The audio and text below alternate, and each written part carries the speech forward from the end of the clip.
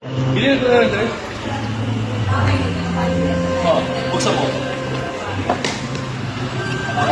Makikita ang pagdating ni Gerald Anderson sa burol ng uncle ni Julia Barreto. Ang aktor ay may dalang pagkain para sa mga bisita at spotted din ang ibang mga artista sa naturang burol.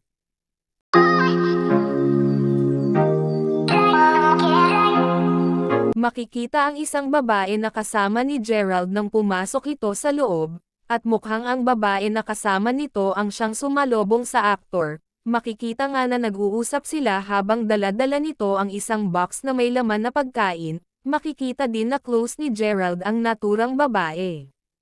Sa isang kuha naman ng isa pang larawan ay pinagkaguluhan naman si Gerald ng ibang netizens. Sa pagpapicture nito, makikita din na hindi man lang nakita si Julia sa naturang burol dahil umiiwas nga itong si Julia na makita ang kanyang ex-boyfriend.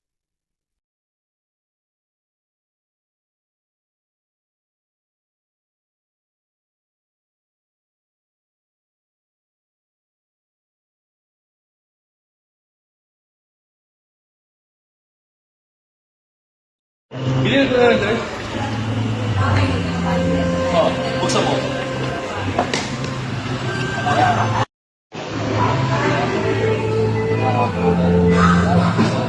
Dali na.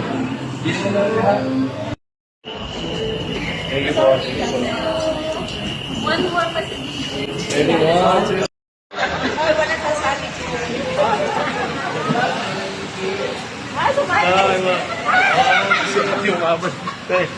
Thank you po. Kahit nahiwalay na si Julia at Gerald ay nagpapakita pa rin ang aktor ng kanyang simpatsya sa pamilya ni Julia, na minsan na din naging party ng buhay niya.